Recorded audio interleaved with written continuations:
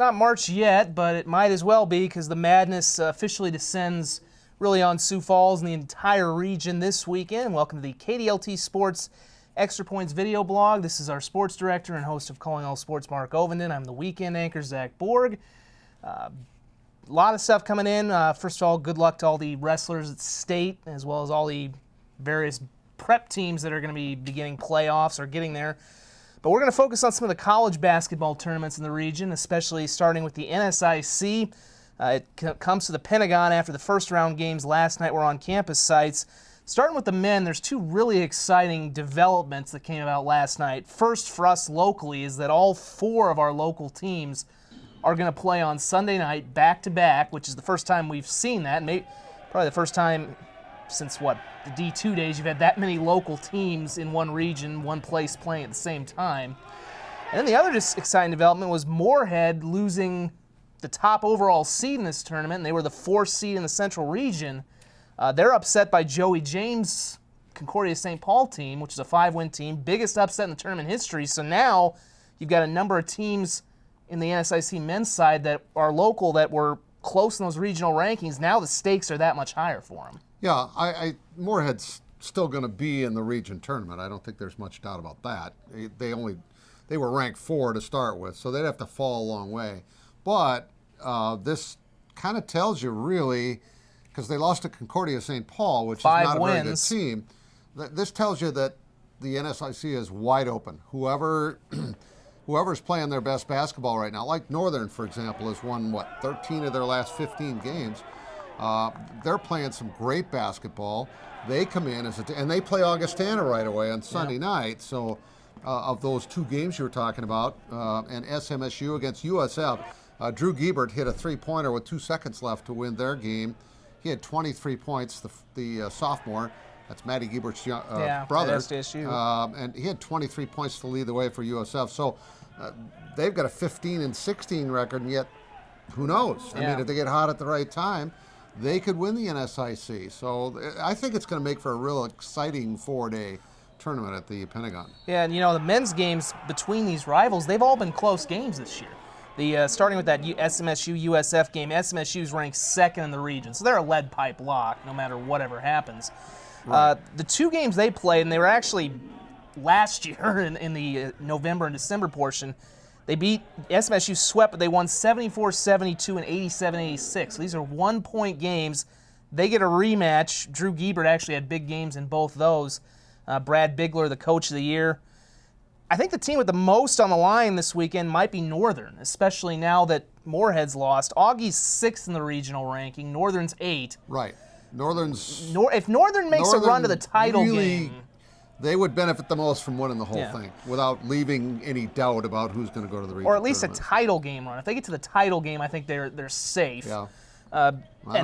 Maybe. And they played great. They played great. I mean, this year they lost by 14 at the arena, but they were in that game the whole way. That's where Paul Sather actually got a technical foul that was kind of rare for him. Of course, last year they were one of Augustana's 2 losses on the year.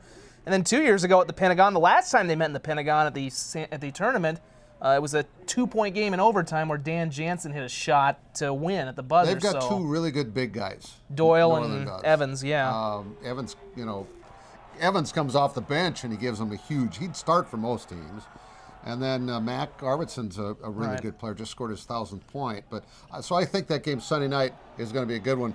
But we're guaranteed to having a local team in the championship game. Yeah, semifinals and championship. And I know you mentioned this on Calling All Sports with Tom Billiter with Doyle and Evans. In the Augustana win earlier this year, those two guys were relatively held in check, and Zach Houston had a big game. So that's kind of, you think they'd have to repeat that formula because on paper, I don't know if Augustana has that kind of size inside the way those two guys do. No, they don't.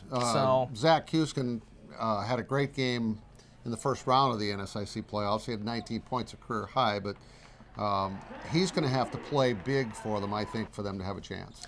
Similar theme for the women's tournament, although not quite as many teams are ranked in the region.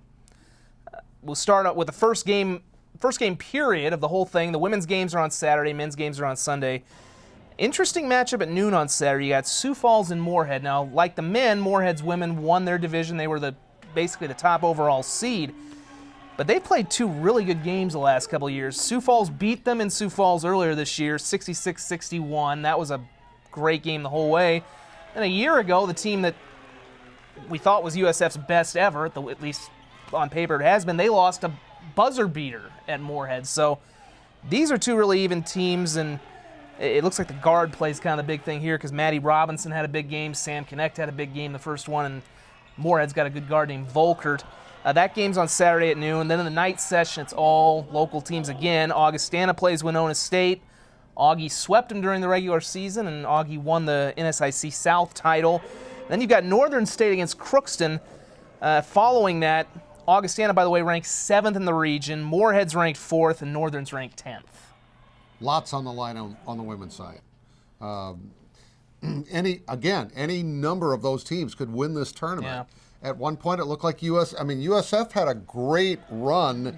They were picked 9th in the conference, and yet at one point they were, I think they only had 2 losses in the conference late in the year. So, and Sam Connect's one of the best all-around players in the league as far as double-doubles. She's a double-double machine.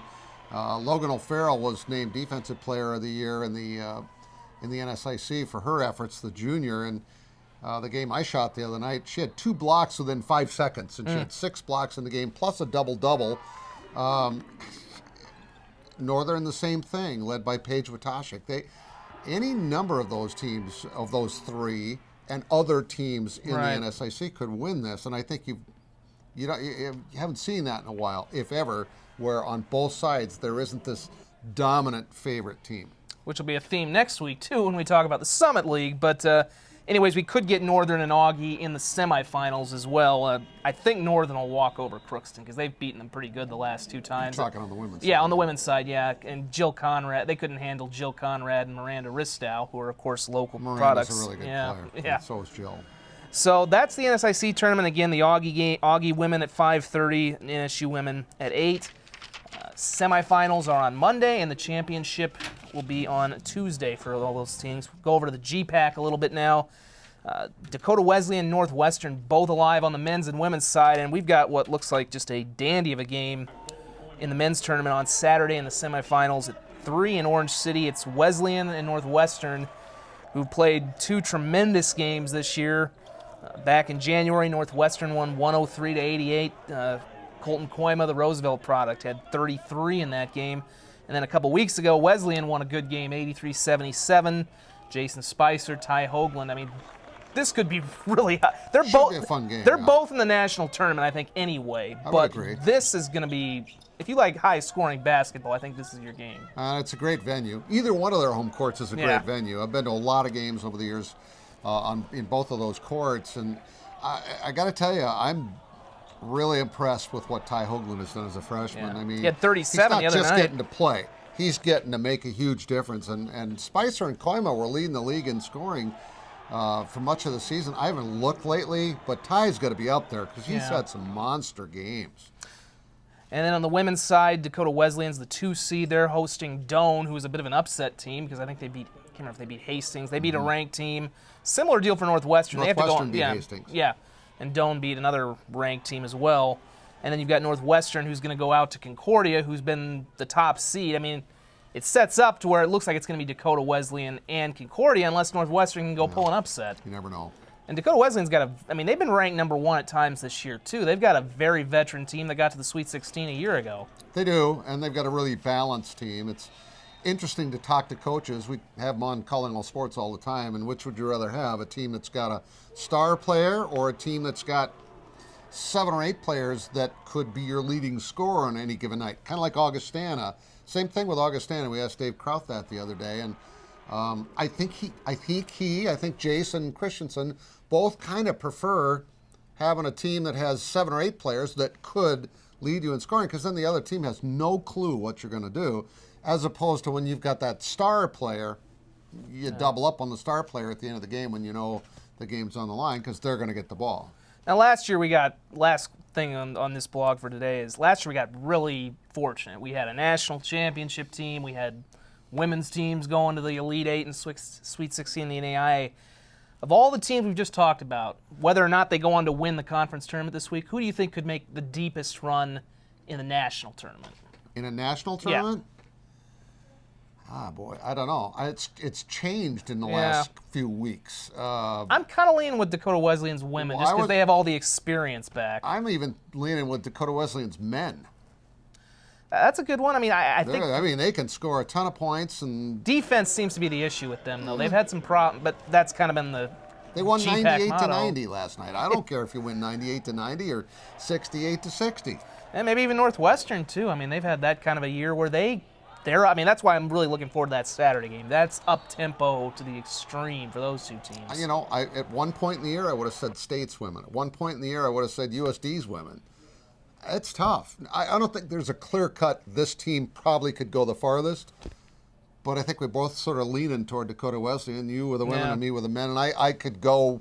I could agree with the women. Yeah, same here. Yeah, I could change that too, and feel like they both could. But It's gonna be fun. I have a hard time ever counting the South Dakota State women out. Look what they did last year when I thought this year was going to be their year. Look what they did last year. They, you know, for all intents and purposes in my mind, they made the Sweet 16. Well, we will talk Summit League tournament next week because that thing is so far from set. Everything will come down to the final Saturday in terms of seeding, who wins the regular season title. But it's what maybe more so than even last year when we had a couple of teams that we knew could go a ways. The parity at every level this year. Yeah. There's no one team that you say, okay, they're the favorite, like you said. That makes for fun because these are going to be good games. It does, but last March was the best March I've ever covered in all the years I've been doing this. Tough act to follow. When you had a national champion in Augustana, you had a WNIT champion in the USD women. You had the South Dakota State women going to California and almost beating Sanford on their home floor in the second round game. All the excellence that we had in the NEI tournaments. It was, and then the Skyforce even capped won the it D-League, off with the D-League championship. So I'm hard pressed to think that it's going to get any better than. There's no way it's going to get any better. It just never will. That was the best month I think of covering sports in my career in 40 years of covering stuff. But wrestling-wise, we're talking about greatness and dominance and all that kind of thing. The Peer Governors have won the last two State A titles, and then they Aberdeen won it, 3 years ago, and then Peer won the two previous to that. When you consider how hard it is to win a state wrestling title, no Sioux Falls school has won one since 1972. Wow. That's 45 years that 4 schools in Sioux Falls, which is by far the biggest city in the state, none of them have won it. Peer has won 4 of the last 5, and they go in as the favorite to make it 5 out of 6. That's pretty impressive. And it's going to be a combined tournament, too, A and B. We had it at Rapid City, but this is the first time it's been combined at the Premier Center. So I could tell from watching the wrestlers come in for practice the day before on Thursday that they're excited. I mean, their eyes, it's the same, even though that building's now 3 years old and some of them have already wrestled there. It doesn't wear off. Yeah, and imagining, too, because the best wrestling tournaments that I've been to in any state, they combine them, and you get that huge crowd on championship night where every seat, I'm expecting that. I'm thinking we're going to get 10,000, 12,000, whatever the building can hold on Saturday night. And that building will be busy the next Saturday because we'll have the Summit League tournament. But again, we'll see you next week with a preview of that. Until then, enjoy all the games. Good luck to everyone, and we will talk to you later.